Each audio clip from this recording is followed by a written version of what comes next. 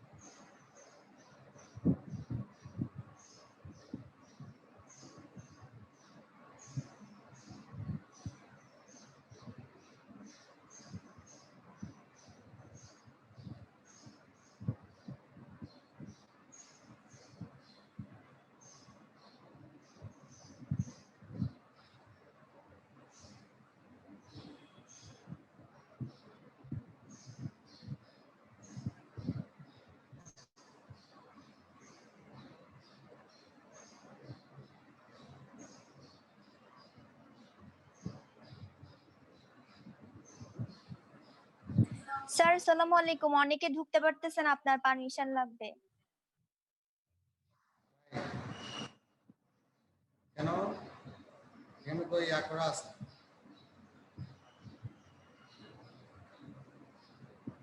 Waiting এ তো কেউ নাই।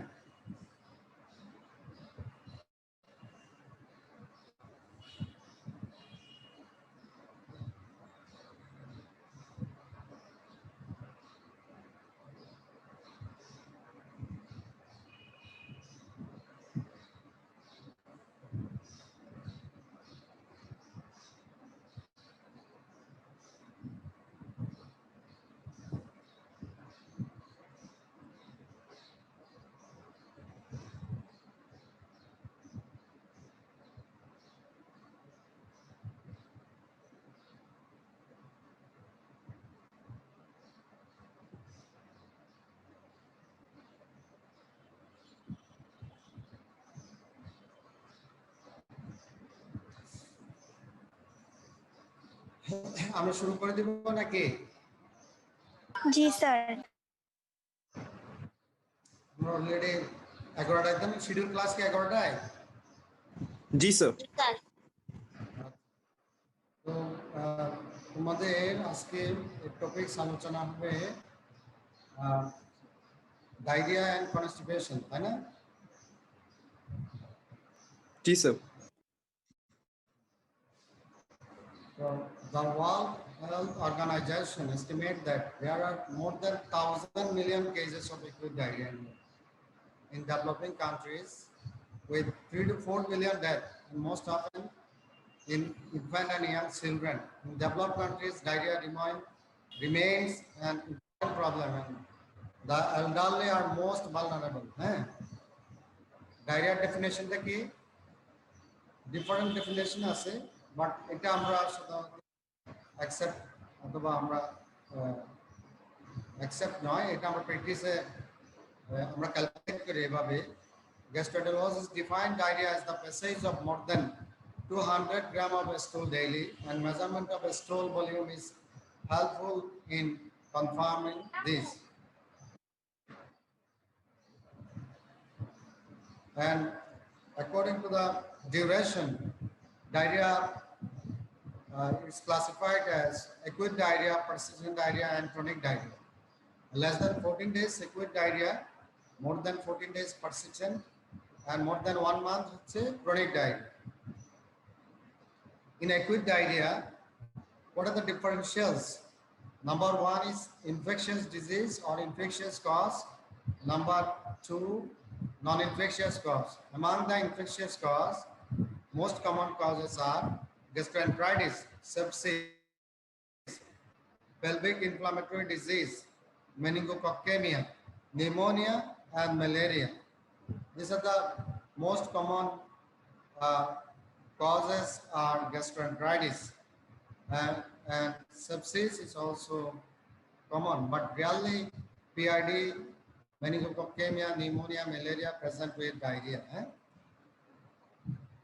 Among the non-infectious cause, GI cause, inflammatory bowel disease, malignancy, GI malignancy, most common adenocarcinoma, involving the both small and large guard, metabolic disease, diabetic ketoacidosis, thyrotoxicosis, Sir. uremia, Sir, কয়েকজন sir neuroendocrine waiting আছে sir tumor. That means different neuroendocrine tumor commonly. Waiting আছে? জি sir waiting আছে sir একটু accept করতে হবে Waiting আছে থাকার কথা নয়, কই waiting তো দেখি না।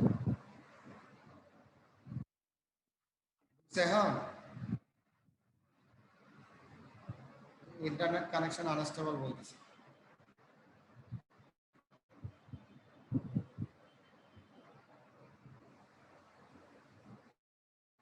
এখন ঠিক আছে কিনা?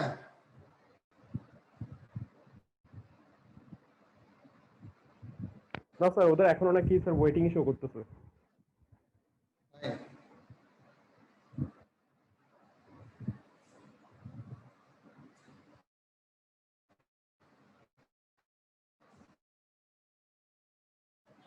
বুঝতে পারছে?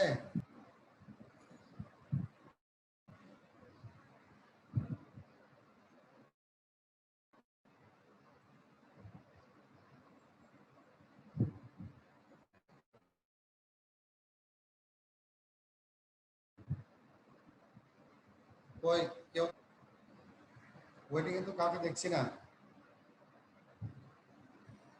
স্যার অনেকেই স্যার গ্রুপে যাচ্ছে মানে ওদের ওয়েটিং শো করতেছে মানে পারমিট করতে এখন হবে হয়েছে কিনা দেখো, বুঝতে পারছে?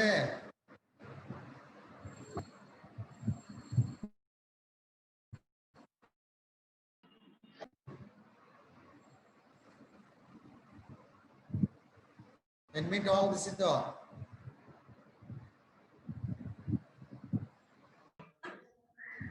জি স্যার পাঁচটা স্যার আচ্ছা, আমরা কি শুরু করবো কিনা? জি স্যার শুরু তো হয়েছে, আবার শুরু করি। শোনা যাচ্ছিল তোমাদের? জি স্যার শোনা যাচ্ছিল স্যার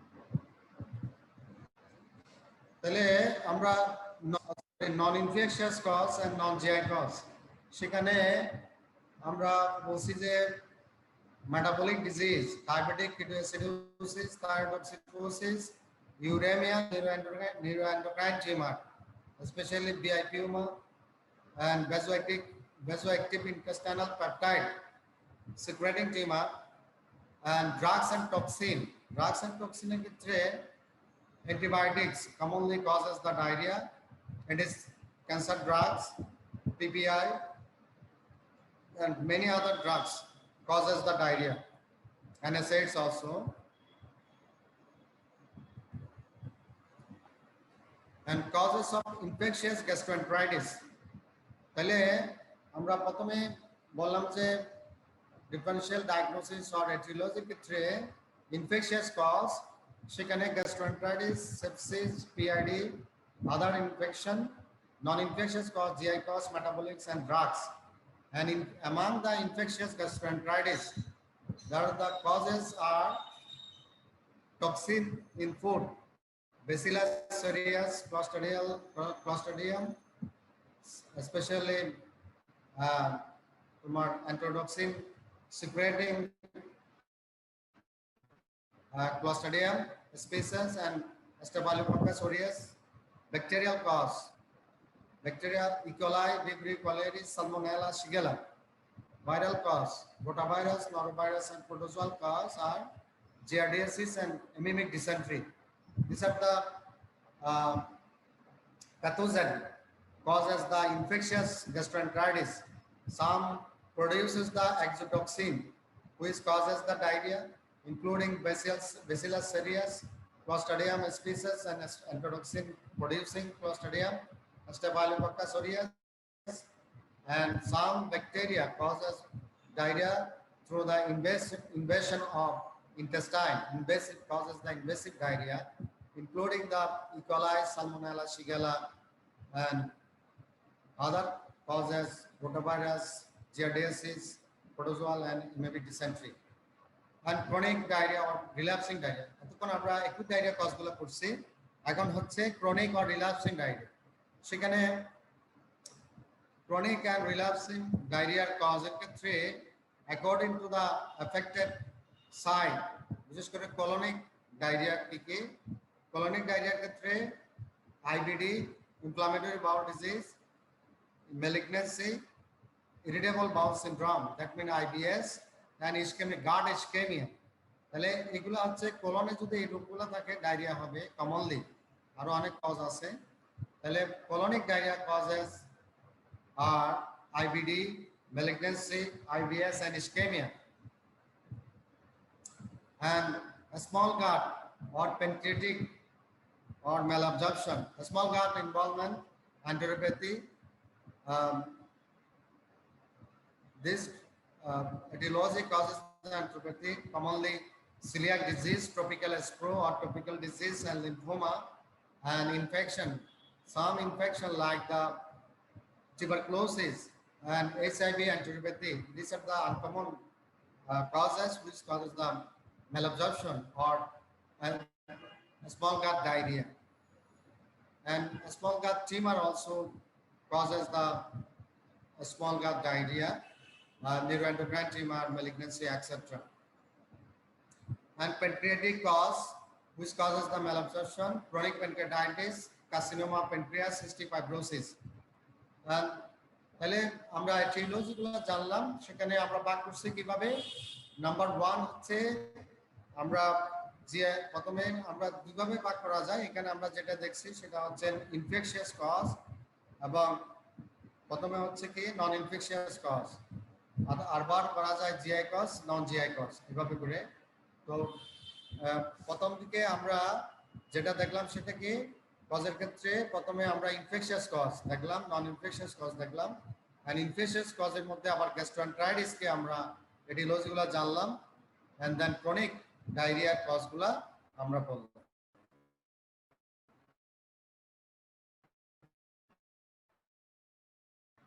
এখন একটা ডায়রিয়া যখন নিয়ে আসে তখন আমরা কিভাবে সেটাকে ইনভেস্টিগেশন কিভাবে করব।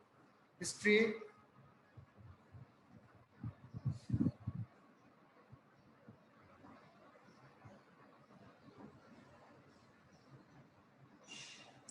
হিস্ট্রির ক্ষেত্রে ফুডস ইনজেস্টেড আর ফুড ইনজেকশন, সেখানে যেমন কিছু কিছু ডায়রিয়া আছে, যেমন ফুড পয়জনিং নিয়ে আসে, সাথে গ্যাস্ট্রোএন্টারাইটিস সহ থাকে, ভমিটিং সহ থাকে।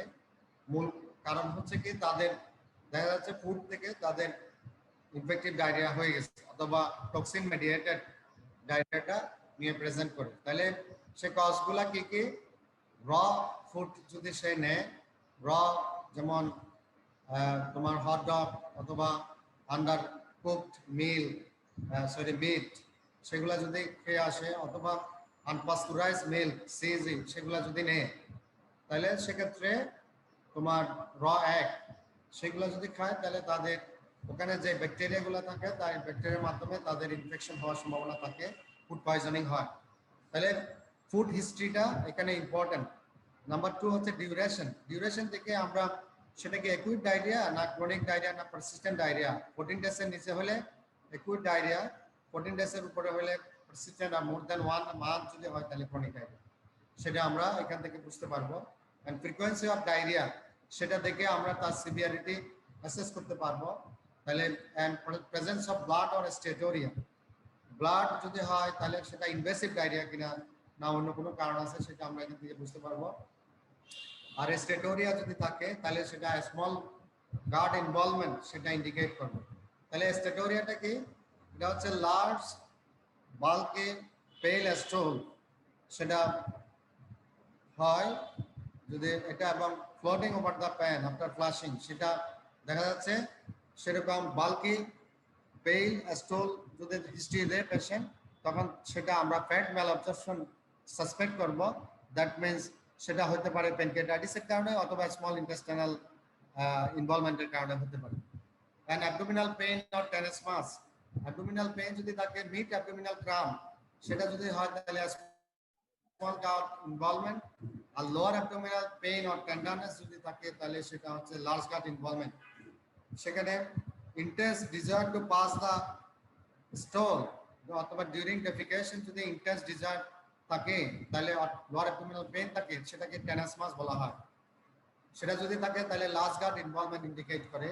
ফিভার যদি থাকে দ্যাট মিন্স সিস্টেমিক ফিচার যদি থাকে তাহলে তার সেপ্টিসেমিয়া আছে কিনা ওর ইনফেক্টিভ ডায়রিয়া কিনা সেটা আমরা বুঝবো। ব্লাডি ডায়রিয়া আমি বলছি সেটা ইনভেসিভ ডায়রিয়া আর other causes of bloody diarrhoea গুলো আছে কিনা সেটা আমরা বুঝবো। এন্ড ফ্যামিলি মেম্বার এফেক্টেড কিনা সেই হিস্ট্রি দিয়ে আমরা বুঝতে পারবো তার ফুড পয়জনিংটা ফ্যামিলিতে কোনো ইনফেক্টেড হয়ে গেল কিনা পুরো ফ্যামিলি সেটাও আমাদের মাথায় কাজ করবে। তাহলে family history is important part of history. তাহলে আমরা এটা দেখে আমরা হিস্ট্রি নিব এন্ড আমরা some history related to assess the patient, যেমন পেশেন্টের ইউরিন আউটপুট কেমন, তারপরে হচ্ছে ফাস্ট কেমন, দ্যাট মিন্স ডিহাইড্রেশন অ্যাসেসমেন্ট সেটা আমরা একটু পরে দেখতেছি কেমনে করে। এখন আমরা হিস্ট্রিটা এভাবে করে তাহলে আমরা নিলাম। হিস্ট্রি নেওয়ার পর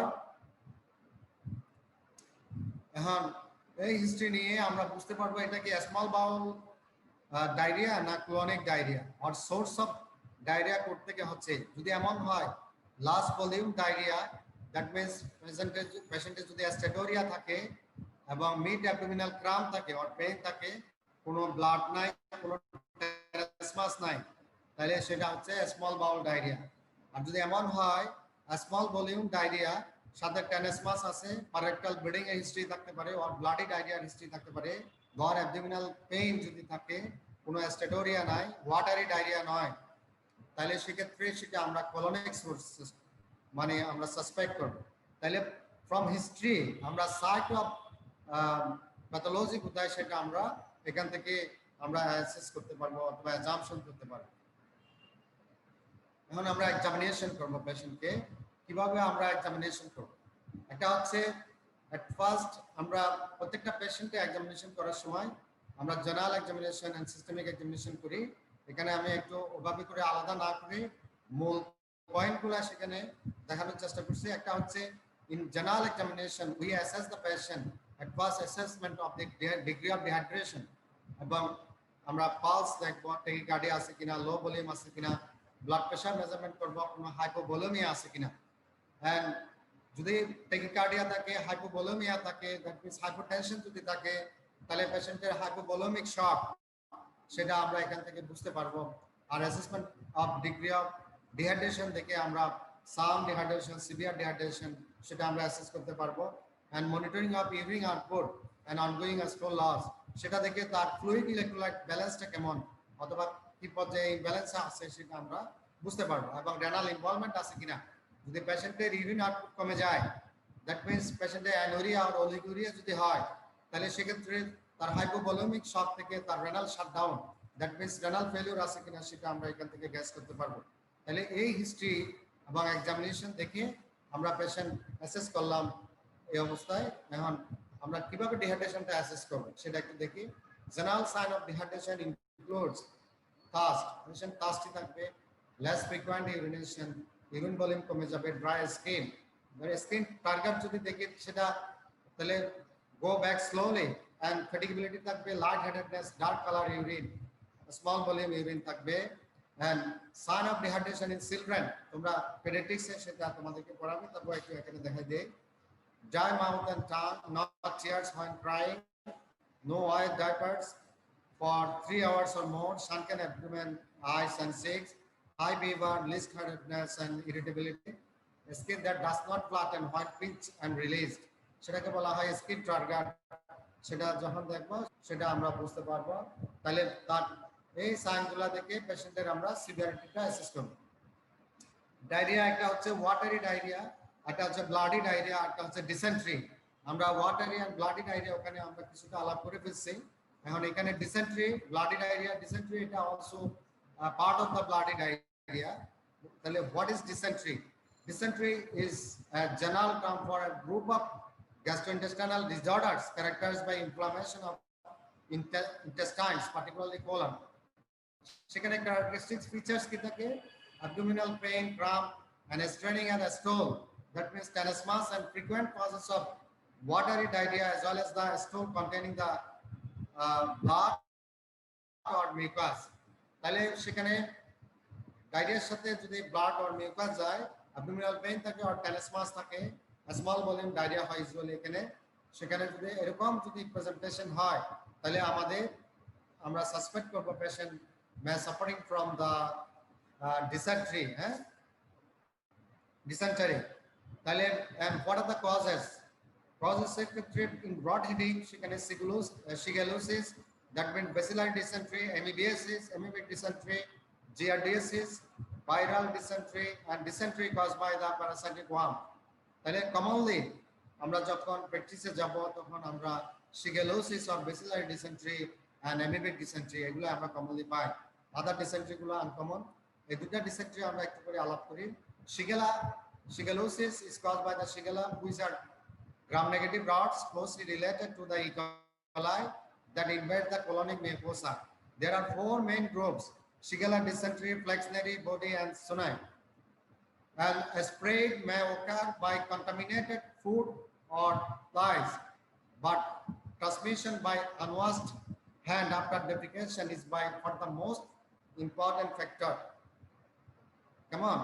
তাহলে কমন ফ্যাক্টর হচ্ছে কি, সেটা হচ্ছে আনহাইজেনিক কন্ডিশনে, সেটা আনওয়াশড হ্যান্ড আফটার ডেফিকেশন, এটা স্প্রেড হয় এভাবে বেশি। and outbreaks occurs in mental hospital, residential schools and other close institution, যেখানে মানে overcrowded place এটা common. and Shigella infection may spread rapidly amongst men who have sex with the man, এভাবে করে ছড়াতে পারে। and clinical features, dysentery clinical features কি, তাহলে আমরা বলছি এটা একটা ডায়রিয়ার প্রেজেন্স আছে, যেহেতু ডায়রিয়া থাকবে। and colic abdominal pain, cramping abdominal pain, tenesmus, and systemic features, fever, dehydration, weakness, tenderness of the colon, and arthritis or iritis. সেখান থেকে আদার্স অর্গানগুলো ইনভলভ হয়, সেখানে আর্থ্রাইটিস আর আইরাইটিস সেগুলো থাকতে পারে in case of the dysentery. and amoebic dysentery, আমরা bacillary dysentery আলাপ করলাম। and amoebic dysentery is caused by Entamoeba histolytica, which is spread between human by its cyst. It is one of the leading parasitic causes of morbidity and mortality in the tropics. Come on, এটা তাহলে করে কে? Entamoeba histolytica, এটা একটা parasitic infection. Cysts of histolytica are ingested in water or undercooked food contaminated by human feces. An infection also acquired through the anal or oral sexual practice, and the parasites may invade the mucous membrane of the large bowel. তাহলে সেখানে particularly it involves the commonly intestine, liver, and other organs also. তাহলে সেখানে intestinal amoebiasis and amoebic liver abscess. Intestinal amoebiasis আমরা কিভাবে present করে বলছি, এটা হচ্ছে পেশেন্ট bloody diarrhea প্রেজেন্ট করতে পারে, abdominal pain, tenesmus, and systemic features, fever, etc. সেগুলো থাকতে পারে। and in amoebic liver abscess, patient may present with fever, abdominal pain, jaundice, and on examination tender hepatomegaly may found, and features of complication like the pleural effusion or ascites rupture হয়ে যেতে পারে, সেখানে তোমার ascites or abdominal pain, acute abdomen সেগুলো নিয়ে করতে পারে। and in case sometimes সেটা যদি কার্ডিয়াক টেম্পোরেট নিয়ে অনেক সময় আসতে পারে, যদি সেখানে পেরিকার্ডিয়াল স্যাকে যদি রাপচার করে, তাহলে এই কমপ্লিকেশনগুলো নিয়ে আসতে পারে। Commonly patient fever, abdominal pain, jaundice সেগুলো নিয়ে আসে। এন্ড তাহলে এখন একটা ডায়রিয়া পেশেন্ট ওভারঅল আমরা তখন যে ডায়রিয়া পড়েছি, both acute and chronic diarrhoea, and bacterial diarrhoea, non infectious diarrhoea, and dysentery, amoebic dysentery, shigellosis, সবগুলা ডায়রিয়া আমরা যদি ইনভেস্টিগেশন করতে যাই কিছুটা বেড়ে হবে। তবে কমনলি এই ইনভেস্টিগেশনগুলো আমরা করব। নাম্বার 1 হচ্ছে stole RME, stole routine microscopic examination. সেখানে আমরা স্টোল ইন্সপেকশন করে ব্লাড আছে কিনা সেটা আমরা দেখতে পারবো, অ্যামাউন্ট দেখতে পারবো, কালার দেখতে পারবো, অ্যান্ড স্টোলের কনসিস্টেন্সি দেখতে পারবো। অ্যান্ড স্টোল মাইক্রোস্কোপিক এক্সামিনেশন করে সেখানে লিউকোসাইটস, ওভারসিস্ট অ্যান্ড প্যারাসাইটস আছে কিনা সেগুলো আমরা দেখবো। অ্যান্ড স্টোল কালচার করা যায় অর্গানিজমকে আইডেন্টিফাই করার জন্য আর ডিটেক্ট করার জন্য। অ্যান্ড এরপরে হচ্ছে রুটিন টেস্ট, ফুল ব্লাড কাউন্ট, সেখানে যদি টোটাল কাউন্ট বেড়ে যায়, ইএসআর বেড়ে যায়, তাহলে আমরা বুঝবো সেটা ইনফেক্টিভ ডায়রিয়া কিনা, সেটা একটা আমাদের ডায়াগনোসিসে হেল্প করবে। অ্যান্ড সিরাম ইলেকট্রোলাইটস অ্যান্ড ক্রেডিনিন, সেগুলো আমরা দেখবো কেন ফ্লুইড ইলেকট্রোলাইট ইমব্যালেন্স আছে কিনা, রেনাল ফেলিউর হয়ে গেছে কিনা। তাহলে সি দা কমপ্লিকেশন, সেখানে আমরা ইনভেস্টিগেশন গুলো করবো। And chest x-ray, other test গুলা, বিশেষ করে চেস্ট এক্সরে কোথায় আমরা নিউমোনিয়া একটা বলছি যে লেজিওনেলা ইনফেকশন, লেজিওনেলা নিউমোনিয়াতে ডায়রিয়া হতে পারে, পেশেন্ট ডায়রিয়া নিয়ে প্রেজেন্ট করতে পারে। তাহলে তার নিউমোনিয়া যদি সেরকম কাফ, চেস্ট পেইন, হেমোটাইসিস আর ব্রেথলেসনেস সেগুলো যদি থাকে, তাহলে আমরা চেস্ট এক্সরে করতে পারি। আর পেশেন্ট যদি এন্ডেমিক এরিয়া থেকে আসে যেখানে malaria common, hilly area, diarrhoea, fever, high grade chills and rigor সেগুলো আছে, তাহলে সেক্ষেত্রে আমরা চিন্তা করবো তার ম্যালেরিয়া আছে কিনা সেটা এক্সক্লুড করার জন্য আমরা ম্যালেরিয়া টেস্টগুলো, আইসিটি ফর ম্যালেরিয়া আর এমপি মাইক্রোস্কোপিক টেস্ট সেগুলো আমরা করতে পারি। তাহলে and other test according to the suspicion, সেখানে ক্রনিক ডায়রিয়ার ক্ষেত্রে আরো আদার কজ, যেমন থাইরয়েড আছে, ডায়াবেটিস আছে, ডায়াবেটিক কিটোসিডোসিস আছে, তাহলে blood glucose, thyroid hormone test সেগুলো করা যেতে পারে। In case of the dysentery, especially amoebic liver abscess অথবা amoebic liver তোমার কি জানি বলে amoebic dysentery ক্ষেত্রে যদি লিভার ইনভলভমেন্ট সেটা যদি আমরা সাসপেক্ট করি, সেখানে আমরা ইমেজিং, বিশেষ করে ultrasonogram of the hepatobiliary system, সেখানে আমরা এটা বুঝতে পারি, আর CT scan of the liver or abdomen সেটা আমরা করতে পারি কমপ্লিকেশন দেখার জন্য, অথবা তার অ্যাবসেস আছে কিনা সেটা দেখার জন্য। আর অ্যাবসেস থাকলে সেখান থেকে অ্যাসপাইরেশন করা যেতে পারে আল্ট্রাসোনোগাইডেড। তাহলে অ্যানকোভিক সস অ্যাপিয়ারেন্স লিকুইড সেখান থেকে আসবে, সেটা আমরা বুঝতে পারবো, তখন সেটা অ্যামিবিক লিভার অ্যাবসেস কিনা সেটা আমাদেরকে ক্লিনিক্যালি বুঝতে পারবো, অথবা ইনভেস্টিগেশন করে আমরা ডায়াগনোসিস করতে পারবো। তাহলে এবং আদার কজগুলা অথবা ইনভেস্টিগেশনগুলো according to the suspicion of the cause সেটা আমরা করব। তাহলে this are the investigation which will do according to the clinical situation, তাহলে সেটা আমরা করব। তোমাদের অ্যাজ এ থার্ড ইয়ার তোমাদের একটু পর্যন্ত হচ্ছে অ্যাপ্রোচ অথবা বিশেষ করে প্রেজেন্টেশন, এক্সামিনেশন অ্যান্ড ইনভেস্টিগেশন পর্যন্ত আমরা পড়াই।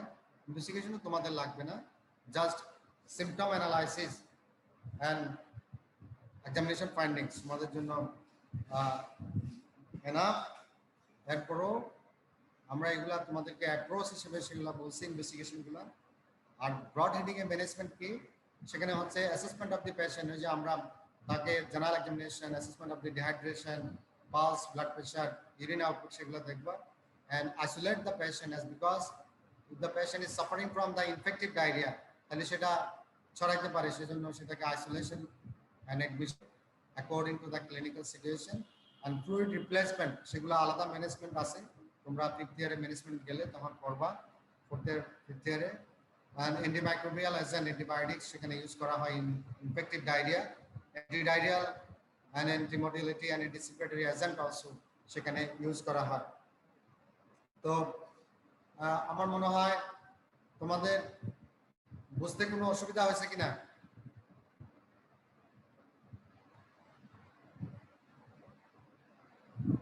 তোমরা কি শুনতে পাচ্ছ? জি স্যার, শুনতে স্যার দিচ্ছি। আইবিএস এর ফুল ফর্মটা একটু আবার বলেন। আইবিএস এর ফুল ফর্ম আইবিএস সম্বন্ধে বলবো স্যার, ওটা ফুল ফর্মটা একটু বললে ভালো হবে। আইবিএস এটা হচ্ছে irritable bowel syndrome, is a functional Baul disease. সেখানে তোমার কোনো অ্যানাটমিক্যাল লিশন থাকে না, কোনো স্পেসিফিক কজ নাই, সেটা সাইকিয়াট্রিক ইলনেসের সাথে কিছুটা রিলেটেড। ফাংশনাল বাউল ডিজিজ, সেখানে পেশেন্টের ফ্রিকোয়েন্ট লোজ স্টোল থাকে, specially after taking meal in morning. And patient যখন একটু স্ট্রেস আর অ্যাংজাইটিতে থাকে সেটা বেশি হয়, ওয়েট লস থাকে না। এবং ইনভেস্টিগেশনগুলো করলে বিশেষ করে সমস্ত ইনভেস্টিগেশন এবং ক্লোনোস্কোপি করলে অল আর নর্মাল, তাহলে সেটাই হচ্ছে ইরিটেবল বাউল সিনড্রোম। সেগুলো ডায়াগনস্টিক ক্রাইটেরিয়া আছে, ম্যানেজমেন্ট আছে আলাদা, এগুলো তোমরা আরো বড় হলে পড়বে। আর কিছু, আর আইবিডি হচ্ছে ইনফ্লামেটরি বাউল ডিজিজ। সেখানে ইনফ্লামেটরি বাউল ডিজিজ মানে ইনফ্লামেশন হবে, সেখানে বাউল বোথ স্মল এন্ড লার্জ গার্ডে সেখানে দুটা ফর্ম থাকে, ulcerative colitis and Crohn's disease. Crohn's disease involved from mouth to anus throughout the GIT, but ulcerative colitis only involve the colon. সেখানে বিভিন্ন ফর্মে ulcer থাকতে পারে, লিশন থাকতে পারে, ওদের ডায়রিয়া থাকে, জিআই ম্যানিফেস্টেশনের মধ্যে ব্লাডি ডায়রিয়া থাকে, এক্সট্রা জিআই ম্যানিফেস্টেশনের ক্ষেত্রে ওদের রেড আই আর্থ্রাইটিস সেগুলো থাকতে পারে। আরো অনেক ক্লিনিক্যাল ম্যানিফেস্টেশন আছে, লিভার অ্যাবসেস থাকতে পারে, আদার অটোইমিউন ডিজিজ থাকতে পারে। এটা একটা অটোইমিউন ডিজিজ, তাহলে সেখানে ইনফ্লামেশন নিয়ে আসে। আর কিছু জানার আছে তোমাদের? Sir tenesmus. টেনেসমাস আমরা বললাম যে patient during defecation patient feel the তোমার pain, intense pain at the lower abdomen, and patient also feel the incomplete evacuation, and patient try to complete the evacuation. That means intense desire to the pass stool. বুঝা গেছে? Examination করলে lower অ্যাবডোমেনে tenderness পেতে। আর কারো কোনো question আছে কিনা?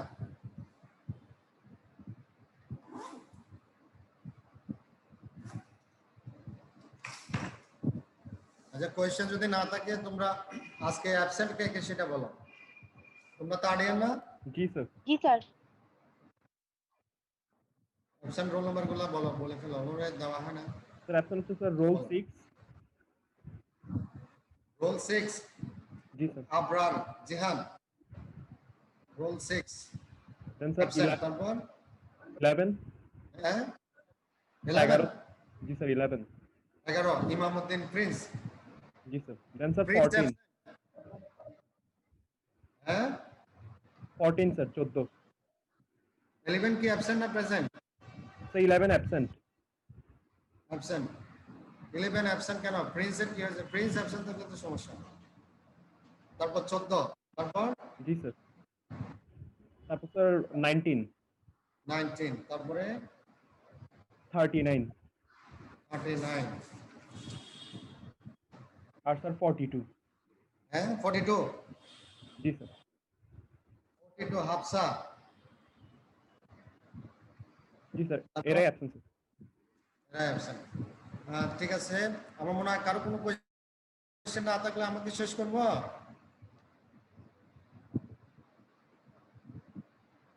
তোমাদের একটু পড়তে হবে, বুঝছো না?